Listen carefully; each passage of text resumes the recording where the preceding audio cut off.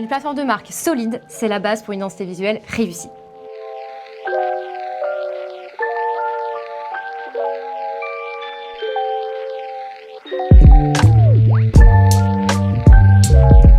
Hello, moi c'est Estelle, je suis directrice artistique chez Pilotine et vous m'avez peut-être déjà vu sur des vidéos en 2021 sur les fondamentaux du web design.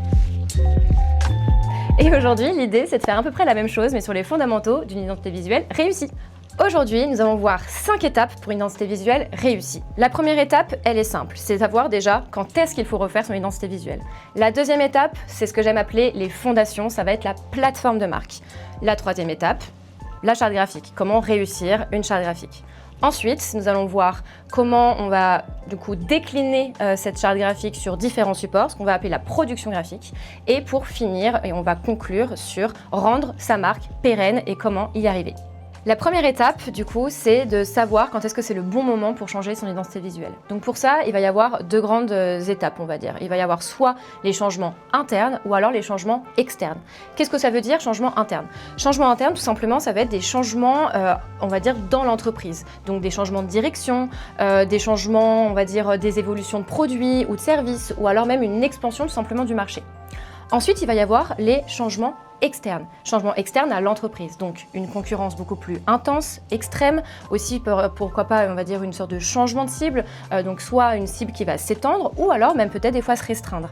Donc tout simplement l'idée avec les bons changements, les bons moments pour changer son identité va vraiment dépendre on va dire de ces moments-là. Et il faut juste se dire que très souvent ça va être dû à une grosse évolution quelque part, on a envie de marquer le coup dû à ces changements et ces évolutions. Donc pour résumer, on va dire que le bon timing pour changer son identité visuelle, c'est quand l'entreprise va évoluer et qu'on veut communiquer sur ce changement. La deuxième étape va être donc ce qu'on appelle la plateforme de marque. Autrement dit, les fondations stratégiques pour une identité visuelle. Chez Pilotine, on vous conseillera toujours d'avoir une plateforme de marque avant de commencer une identité visuelle. C'est vraiment la base et c'est extrêmement important pour, on va dire, pouvoir travailler sereinement par la suite pour la charte graphique. Je ne sais pas si vous vous rappelez un petit peu ou si vous connaissez même, on va dire, le schéma de l'iceberg. C'est un schéma très connu quand on parle de UX, UI design. Finalement, la plateforme de marque, moi j'aime dire que c'est vraiment toute cette partie en dessous là qu'on voit, que du coup, qui n'est pas visible, toute la partie stratégique. L'identité visuelle, elle, va être celle que du coup, qu'on voit en fait sortir de l'eau. Du coup, concrètement, qu'est-ce qu'il y a dans une plateforme de marque et qu'est-ce qu'une plateforme de marque? Une plateforme de marque, c'est un outil interne qui va vraiment vous servir à résumer tous les fondamentaux, on va dire, de votre vision et de votre positionnement d'entreprise. Ce que j'aime dire, moi, finalement, c'est qu'en fait, une plateforme de marque, ça va être plus une charte éditoriale où il va y avoir extrêmement beaucoup de texte, finalement. Et à côté de ça, il va y avoir donc la charte graphique. La charte graphique, ça va être vraiment tout ce qui est visuel. Je ne sais pas si vous connaissez aussi, un peu comme l'iceberg, c'est un peu aussi les fondamentaux du marketing, mais ce qu'on appelle le Golden Circle, c'est le cercle d'or. Le cercle d'or, c'est, on va dire, votre offre, votre valeur ajoutée et la raison d'être. Tout ça, justement, on va essayer de le travailler dans la plateforme de marque. On va aussi retrouver tout ce qui va être valeur, tout simplement, les ambitions également, et on va aussi pouvoir résumer vos cibles. Les fondements pour une plateforme de marque, encore une fois, réussie, c'est vraiment aussi un travail sur les cibles, votre communauté. Donc c'est vraiment aussi connaître votre audience. Donc nous, par exemple, chez Pilotine, on va réaliser des ateliers de persona. On va vraiment en fait accueillir nos clients et on va essayer de vraiment décortiquer au maximum les actions et les pensées de leurs cibles. La dernière partie après d'une plateforme de marque, c'est l'identité éditoriale. Donc ça va être la tonalité, comment est-ce que vous vous adressez à votre audience et aussi surtout ce qu'il faut dire et ce qu'il ne faut pas dire. Exemple super concret, évidemment, c'est Pilotine. On a créé notre plateforme de marque il y a quelques années déjà et je pense que vous le savez peut-être déjà, vous l'avez déjà peut-être remarqué aussi, mais on est du coup très reconnu pour le côté marin. Le côté marin, c'est vraiment une des fondations vraiment de Pilotine et c'est ce qu'on retrouve dans la plateforme de marque et sur justement des mots marins, des expressions marins. Après, il va y avoir aussi une autre fondation, on va dire vraiment de notre plateforme, c'est tout ce qui est de la pédagogie, la proximité. Donc typiquement, dans la plateforme de marque, on va retrouver on va dire plein d'indications sur comment retranscrire ça au mieux dans notre communication. Vous avez déjà une plateforme de marque, il n'y a pas de souci, nous on pourra du coup la rechallenger s'il faut. Et si vous n'avez rien du tout, pas de souci non plus, Pilotine se chargera de tout. La troisième étape va être je vais pas vous mentir, ma partie préférée qui est du coup la création de la charte graphique. Qu'est-ce qu'il y a concrètement dans une charte graphique? Première partie, la grande étape, et pas des moindres, le logo. Le logo, très bien, vous avez créé un super logo, mais maintenant il faut voir un petit peu comment est-ce qu'il est décliné.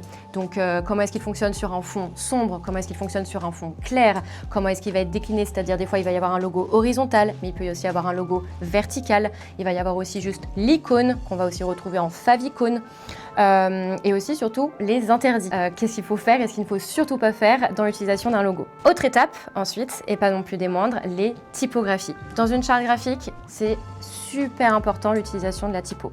On va dire un peu en règle un peu globale qu'on apprend, c'est qu'il faut entre 1 à 3 typos maximum quand on crée une charte graphique. Encore une fois, c'est pour aider sur la cohérence sur tous les supports et déclinaisons. Il n'y a rien de pire quand on crée une charte graphique et qu'en fait on voit une typo qui n'a rien à voir avec ce qu'on a pu créer. Donc c'est méga important de faire attention à ça. Le choix d'une typographie, je trouve que c'est vraiment une étape à ne surtout pas négliger, puisqu'une typo, c'est vraiment la personnalité de la marque.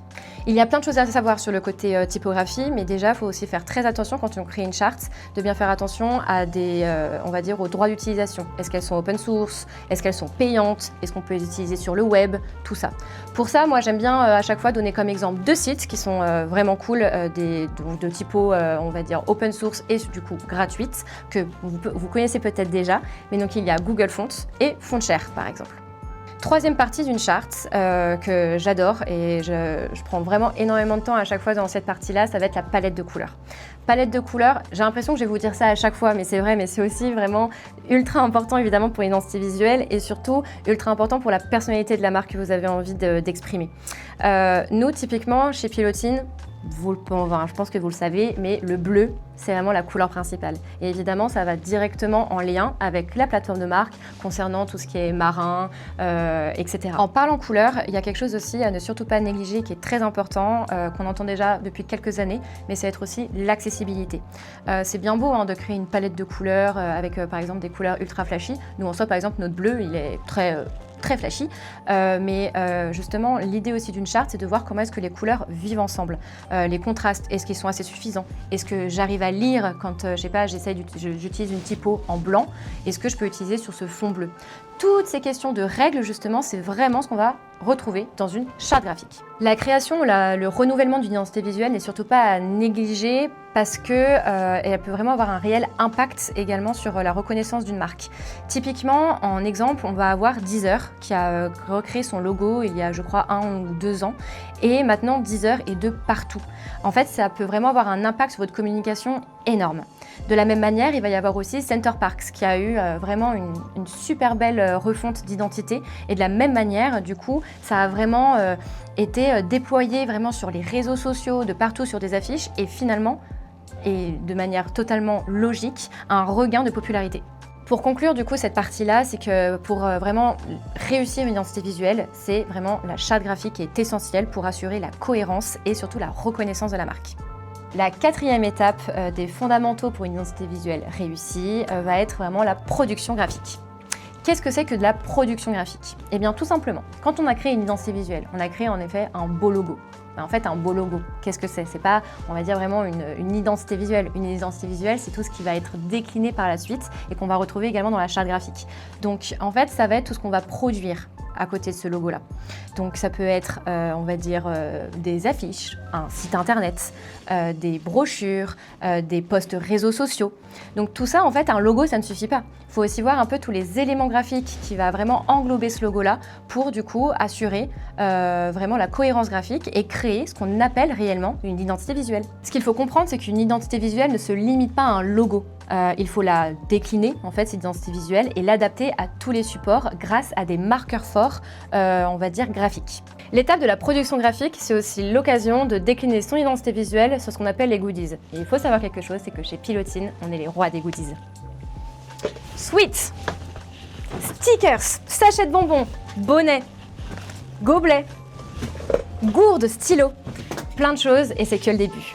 Alors c'est bien beau hein, d'avoir des très beaux goodies, mais évidemment, créer de la production graphique, créer de la déclinaison de l'identité visuelle, il y a forcément des contraintes techniques. Et ça, c'est aussi ultra important de le savoir. C'est que dans une charte graphique, on va aussi expliquer tous ces petits éléments-là.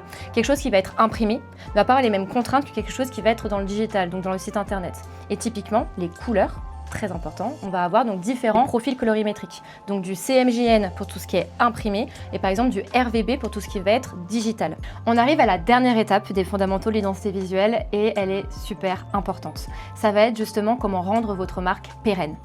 Une charte graphique et une identité visuelle, on la crée, ok, elle est sortie, on a un super beau logo, on a des super beaux goodies, des super belles identités visuelles, mais en fait l'idée évidemment c'est qu'elle puisse vivre dans le temps et elle puisse aussi évoluer dans son temps. Donc pour tout ça, c'est important de pouvoir vous accompagner. Nous chez Pilotin, on a donc un pôle accompagnement et aussi ce qu'on appelle de l'accompagnement branding. C'est-à-dire que pour n'importe quelle évolution ou besoin, on vous accompagne pour tout ce qui est justement création graphique. Quand on parle de pérennisation ou d'identité visuelle pérenne, qu'est-ce que ça veut dire? C'est-à-dire que encore une fois, vous avez votre charte, mais il suffit que par exemple vous ayez un salon qui arrive, un grand salon à Eurexpo ou je ne sais quoi. Vous avez besoin donc de déclinaison de PLV, vous avez besoin de déclinaison de flyers, de cartes de visite, toutes ces petites choses. Et bien nous, on est en mesure évidemment de vous créer tout ça.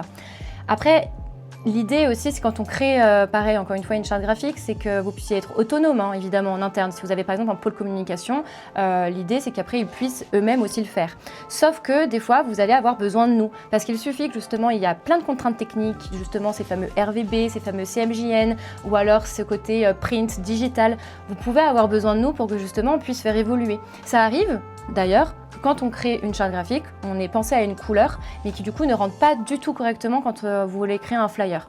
Eh bien nous, vous venez nous voir et il n'y a pas de problème, on va faire justement évoluer la charte graphique. L'identité visuelle, en fait, il faut qu'elle soit flexible pour évoluer, mais sans perdre son essence. Voilà, c'est la fin de la vidéo, j'espère qu'elle vous a plu. S'il faut un petit peu résumer du coup tout ce qu'on a vu pour réussir son identité visuelle. Donc, il va y avoir savoir le bon timing pour le faire, ensuite la plateforme de marque, la charte graphique, la production graphique et ensuite la pérennisation de votre identité. Moi j'ai été super contente de passer ce moment avec vous. Si aussi vous voulez voir évidemment toutes les identités visuelles qu'on a pu donc déjà créer, n'hésitez pas à aller checker nos études de cas sur le site internet et également nos réseaux sociaux. Et encore une fois, merci beaucoup pour le temps que vous avez passé à regarder cette vidéo. N'hésitez surtout pas aussi à vous abonner, ça me ferait super plaisir. Et on se retrouve très bientôt. Ciao!